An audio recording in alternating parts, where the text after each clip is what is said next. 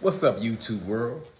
It's your homeboy, J-Dub, the number one comment on YouTube. And I'm back with something special today. We doing Power Book 3, Raising Kanan. Now, you might ask, what's going on with all this outfit and all that? This is in honor of the Power 3 Raising Kanan. It celebrates, or it goes into the era of the 80s and the 90s, which, some people haven't experienced. And as what we call it, as infamous time that it was like really a special time. If you've never experienced that time, I can say you missed out. And you would say, like, that was like, some people think is like that's the most horrific time there was, like when crack hit everywhere. And especially where I'm from in DC, when it hit in the 80s, it forever changed our area. Even up to this day, the effects are still going on. That's how powerful that crack drug movement was. And I can tell you, I've lived it, experienced it. And this show I can kind of really relate to it more so, like in the role of Kanan, and so much more of like, the situation wasn't with my mom, but my grandmother was in the street, and I had other family members in the streets. And when you're around that life and you're exposed to that life, I mean, it puts you in a whole nother realm. And as that era or epidemic was going on, it was like what I would call fool's gold. And when I say that, because you see everybody around you, or a lot of people around you, like flourishing. I mean, flourishing like you would never even think or dream. Throw you an example. In the 80s, your rent might be $200-300, and you got teenagers walking around with $600-800 jean jackets, and I mean cars and shoes, and when I say cars, I'm talking about brand new cars, and they don't even have a driver's license. Not old enough to get a driver's license. That's how it was just flourishing, and people were just so engulfed in this, you couldn't deny the money that was around. And we're talking teenagers running their whole household because they got their parents' salary in their pocket. It wasn't no myth. It was real. And like I said, it was a time. But the crazy part of talking about all this crime and all this upside down world, back then we even still had like rules, codes, and morals. Like you hear all this time, like all the kids getting shot or things getting done to children, or I mean, we talking about the basic stuff. I knew gangsters that wouldn't even cuss in front of old people, just out of respect, because that's how they came up and raised. They been in the streets, they do dirt, but they still show respect to the elders. That's how we was taught. We had manners. We used common sense. We thought about others, even though, as I said, this epidemic had hit. So I'm gonna get into the review, because, as I said, it felt close to home, and I could really relate to it, and I'm really excited about it. And it did disappoint to me. So it starts with in 1985, when Kanan, it shows him, the story's being narrated by Kanan himself, which is one of my favorite characters on Power. And why he's one of my favorite characters on Power, he seems real. And Kanan is played by 50 Cent.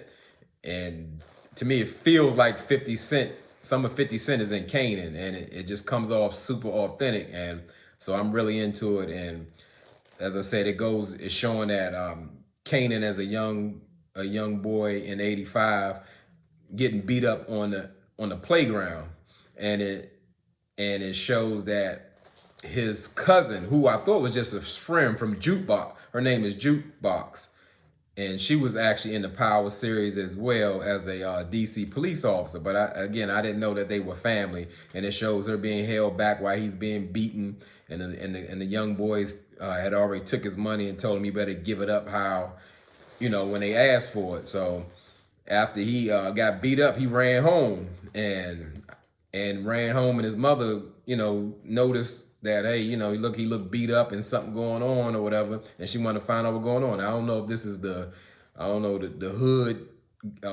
parent handbook, single mother handbook, when she pretty much told him, like, we're going back up in that playground, and if hey, you worried about them, you better worry about me because you can't run from me. So you better go handle that.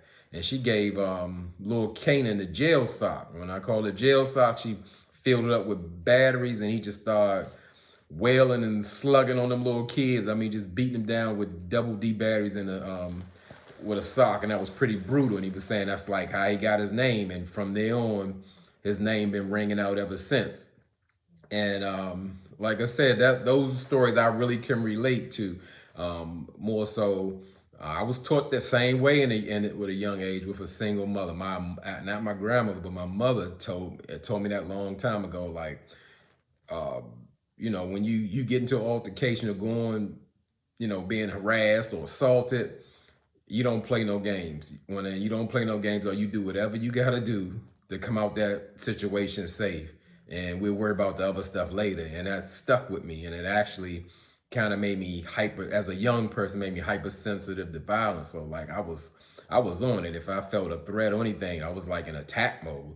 And I asked her a little while back, I was like, why you turn me to like a pit bull as a young person? And she was just saying, as a single mother, you want to, if your father ain't around, I gotta do whatever I gotta do for you to protect yourself. So that's why I teach you that way, so nobody would take advantage of you. And I understood that, but sometimes it's a balance in that thing. But I get it. So it goes into from that fight in 1985, it skips right over to 15-year-old Kanan in 1991, where he's in high school, and is showing him and his mother. His mother name is Raquel. They call her Rock. Showing him in the principal's office. They trying to get Kanan into this advanced high school because obviously he's doing well in his school, and they see the potential in him, and they want to go ahead and get him out into the world and give him more opportunities, so he can go to college and move on and do better things in life. And also it shows that it's a teenage jukebox, and surprisingly we learn how jukebox got her name, because I mean her voice is like incredible. She can like really sing like a professional, and I like stuff like that. It gives it depth, because a lot of times some shows are lacking that depth, and bringing those lines together, why certain things happen the way they do. So I really appreciated that. It started out well, and I was really loving it, because it feels like, just the way that the characters are lining up and who they got playing and the way they're acting. It was it was something great. And then they go to show Kanan's crush. I wouldn't call her love interest, because he's actually not with her. Name is Davina Harris, and he's been crushing on her maybe since the first or second grade. But it shows that she's the girlfriend of the top hustler in the school, Buck 20. And going back, something I got to touch on, just of like how great of a job that Raising Kanan did with the whole environment. Like the streets. They had the actual cars that were out then. They had the clothes. And going back to this, I said going back to the playground, we really dressed like that in the 4th and 5th grade. We had leather bomber fur coats and leather jackets and appearance for a very long time.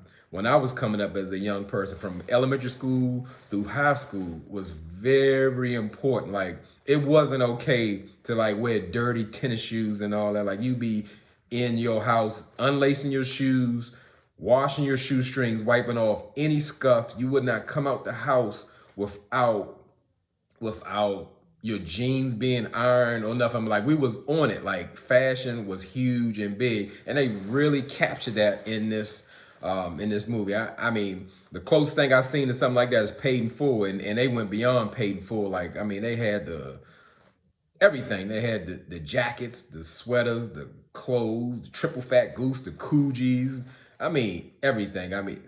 I'm thoroughly impressed, because as I said, back then fashion was so huge for us. It was so much money going around, and it showed up on you, and it was important. Your appearance was super important. Even if you didn't, let's say, had the best of the things, you could not still just come out dirty and dingy or just wearing something crazy. You had to look appropriate, or you was gonna hear about it. So we it goes into show that she's the top drug dealer on, I guess, in her area, on her level, and she has a crew, and her crew consists of her brothers, Kanan's uncles. Uncle Lulu. Lulu is known to be like on point, a very serious brother, and he's got her back. He's got Rock's back, and the other uncle, Uncle Mark. Kanan mentioned that he never misses an opportunity to miss an opportunity, but the advantage is that he's tough and he's loyal, but he also is always hungry. So it's always like he's always somewhere else or distracted, but you can like actually trust him. And they go to Rock's competition. Is the biggest drug dealer on the south side of Queens. His name is Unique, and and Kanan, they went to arcade, and just like I said, I cannot stop how much they captured the scenery. Arcade games were huge for us. They was in there playing Street Fighter and Centipede, and I mean, we spent hours upon hours playing them games, whether it's on Atari or in somebody's game room or whatever. I mean, that was like a huge part of our lives as kids, and it was great to see. So while Kanan is in the game room, he noticed Buck 20, which is his crush, Davina's boyfriend, and he notices that Buck 20 is talking with the biggest drug dealer, Unique, and he's like, wow, I didn't know that they were affiliated or whatever. He kind of peeped that, and knowing that Unique is his mother's direct competition. So we go to a scene where Rock and Uncle Lulu go to a club to check with the club owner. His name is Hugo, and Hugo's not there, but it's like a white girl with a little Pomeranian dog, and she's very short, and when I say short, like her attitude, and she's rude and talking about, oh yeah, y'all the drug dealers, or talking about Rock, you the drug dealer, and y'all got bad coke, and it's all stepped on and dirty and ghetto, so we're not going to be using your services anymore. And Rock let her know, like, I'm not the one to be played with, and I'm gonna let you know that no, you ain't gonna be using nobody else or no other source. And the white girl wasn't backing down. She was like, I ain't just no white girl that you can take advantage of. And Rock was like, okay, we'll see, and she left it alone. But her brother Lulu told her just go ahead and chill out. And while she chilling out, she happened to meet a bartender. And it seemed like Rock had some kind of chemistry with the bartender, because he didn't really like the white girl. He said, we wouldn't be mad if you did something to her or whatever, because she not really liked around here. And they sparked up a conversation, and he's just talking about different ideas he has because he's in college and everything. And Rock is appearing to take to that, because it's like something different from what she's used to, and she likes big ideas, and seems like she's very interested in his education. So they go to a scene where the whole family gets together. Uncle Mark, Uncle Lulu, Rock, Jukebox, Kanan. They go to their weekly dinner at Lamont's Diner, and they're just having a good time and talking. It's like tradition for them, and that's something very normal. Or what I've always noticed, like people in the lifestyle, they don't, back in the day, they didn't stay away from just having normal functions, even though their whole lives were based in danger and the unknown and all that. Everybody wanted to have family and children and all those things, even though those dangers were real. So they're there, and not by chance, but Kanan's friend Famous comes by, and he comes by with his sister Jessica, and they sit down with Kanan's family, and it seems that Uncle Lulu is taken to Famous sister, so it seems like it's gonna be a love interest there, or it could be some trouble, but something's coming of it. So after everybody eat dinner, they go outside of Lamont's Diner, and they still talking. They outside with the Range Rovers and the Benzes, and like I said, I can't say it enough. It's just like going back in time. They got it all right. I mean, with the cars, the way they had them, the colors, the rims, and everything. It was like going back in a time machine watching this. And like I said, to live it and just to see it all over again is crazy. So they outside just talking, and then Uncle Mark noticed somebody got a gun in their hand out hanging out the window, and the car ride past and it started shooting in the air, and everybody getting down and ducking and worried and scared. And Rock checked on everybody, make sure nobody was shot, and they wasn't. And before Kanan dropped to the ground, he noticed who was in the back of the car shooting. It was Davina's boyfriend, Buck 20, and he's like, "Oh, okay, I get it now." So, Buck 20 is down with Unique, and obviously that's connected. And he let his mother know once they got home that, I know who's shooting and all that. And the mother just like, Rock was like, just I need you to stay out of it. I'm gonna handle it. And that whole situation like really worried Kanan, because he's worried about his mother, because she in that lifestyle is very dangerous, and he has every right to be, and I get it. And Rock's more focused on Kanan, I guess, getting out of that environment and doing something more. But it's like from back in the day, from anybody's family, including my family, they make the mistake of showing you one thing, showing you the lifestyle, showing you the money, showing you the fun you can have, but they tell you they want you to do something better. It's hard to do. And I would say it's always better if you're going to show a child, you're raising them, and you want them to do a certain thing, it's best to lead by example. Because regardless of what you say, when they watch what you do, they're going to try to follow you, no matter what, good, bad, or whatever. So you got to be careful what you do around children, and especially impressionable children growing up, because you're their role models, you're their idols, and it's no different from Kanan. He don't want to go to a advanced school. He want to be, especially after going through that shooting, he want to be there to protect his mother, help grow the business that has raised him, and and he feels like who is going to protect her but him. So it makes sense. And because Rock knows who shot, or had an idea who shot, she met with Unique, and off the top you could tell Unique, he don't have respect for Rock, and that's most of the cases. In real life, there were very few top or head drug dealing women, but they were, and they were very known to be ruthless as well in all nationalities. So it was serious, but back in the day especially, they had very little respect for women in that game.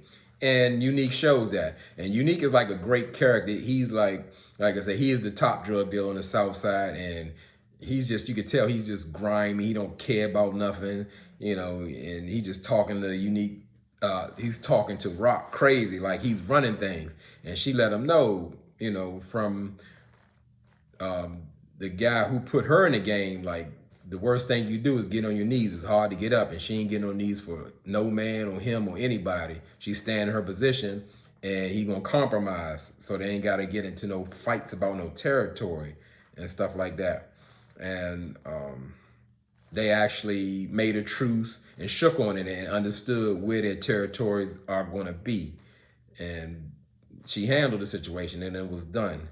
So now we gotta revisit about that little beef that Rock had with the white girl at the club. They show her having sex at home or whatever, and she get distracted because she keeps smelling something. She's like, what's that smell? I gotta go. So her dog name is Bella, and she like, Bella, did you poopy? And she goes in the kitchen, and she see Bella is cooking in the microwave. That was the smell. And we know right then for sure that was Rock's doing. Rock don't play. The white girl thought it was over. Rock showed her, and she know that she ain't no joke, and she treacherous like that. So I get that.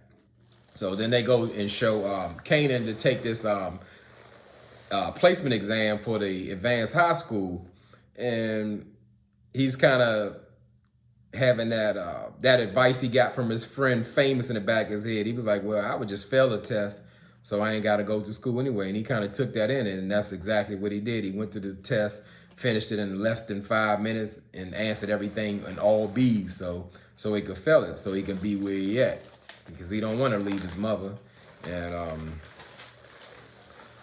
so they show Kanan and his friends, they going back to their little arcade hangout, and they introduced one of his new friends, a guy named D Wiz, who Kanan said like he's a real straight up dude. He down for whatever when most people ain't. And D Wiz let him know that the guy Buck 20 is on his mom's corner. Now, granted, this is the same corner the day before that Rock had talked to Unique about and let him know that, hey, you can have this corner.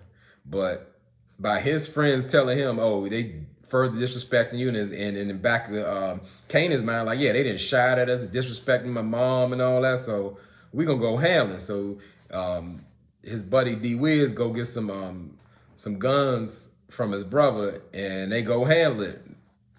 And so Kanan and D Wiz run up on Buck 20, and he gunned him down in broad daylight in front of people, in front of everybody. People was out there, and it was just like that. And that was really all over nothing.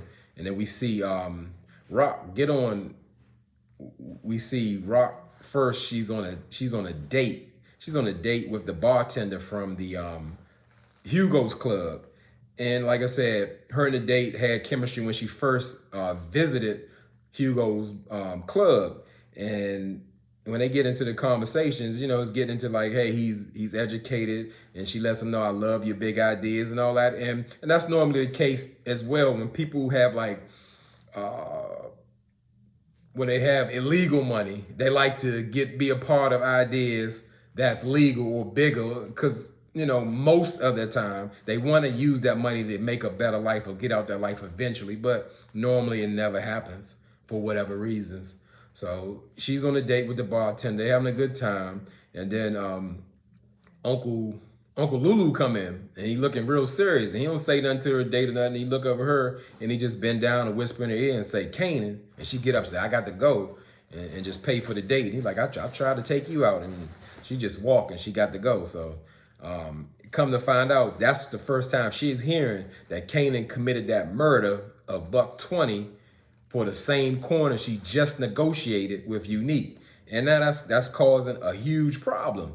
You know, Kanan has added himself in the situation when he didn't know what was going on, and rightfully so, because Rock is running the whole situation. She telling Kanan and all her brothers, you know, I got this, and y'all not in position to do what I do. Y'all don't even need to know what I'm doing or how I'm running this, because I got it. And like Kanan is just like Bart, is just saying like, I'm out here riding for you, or putting your name out there because that's what it is. But he don't understand that his mother handles things in a different way, you know, to try to keep the peace. But now in real life, it's war. He done directly killed one of Unique's people, and that just happened to be Davina's boyfriend, Buck 20. And a part of me kind of believed that because he wanted Davina so bad, it made him a little more comfortable to eliminate Buck 20.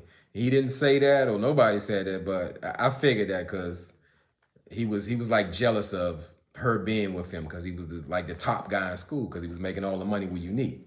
And I would say Kanan kind of bucked up on Rock, and which can happen with teenage boys and their mothers. He telling her, you know, I'm grown, so you don't tell me what to do or how to do it or whatever the case may be. And she almost lost it, and pretty much the brothers kind of calmed him down and, you know, let him know he need to listen to her and go ahead with that and get rid of that murder sweatshirt. He got the blood of Buck 20 on his sweatshirt. And so later, when things kind of cooled down, Kanan tried to apologize to Rock and let her know. She was like, hey, we ain't even close to that, so don't even say that. And as a sign of dominance, I could tell Rock told him, told Kanan, go take the trash out and go back up to your room, just to let him know like who's in charge, because he got really beside himself, because it appeared like he never talked to her like that, and she had to take control back. So now with that mess with Kanan just with killing Buck 20, Rock got to go back and meet with Unique. And now Unique is definitely on one, and he ain't having it. He ain't playing. He like, I'm taking all the territories, and you know, I got hits on everybody who's involved or whatever until you and I come to an agreement. Like he ain't no compromise in him. But Rock let them know like, hey, Kanan ain't a part of it or whatever. You better be safe. And Unique still like, yeah, even we come to an understanding. Buck 20 got peoples in the streets, so I can't protect him or make sure that ain't not gonna happen to him because they feel some kind of way with Kanan killing Buck 20 like that. So it's pretty much they got bad blood and it's a war. So then we go to the final scene where we pretty much we see Rock got to give in to Kanan wanting to be a part of the family business because now he done committed a murder and a murder of her direct competition's people. And now she can't protect him, so she has to teach him how to protect himself. So she gives him a gun, tells him how to shoot it, and let him know that this is serious and he got to be on point because he got to protect himself from now on because they coming for his head and whoever else head.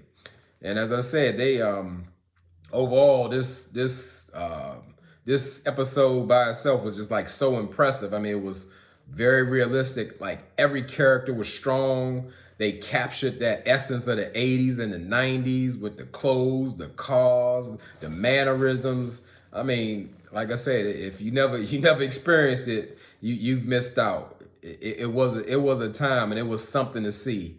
And I'm very excited about this series. I'm probably more excited about this show than any other because I mean I can really relate to it. It's real. It's thoroughly written. I mean, it's great. So I'm looking forward to the next episode we're gonna see on this one. So again, with everybody, keep rocking with me. And y'all could be anywhere in this YouTube world, but you're here with me. I really appreciate that, and I mean it.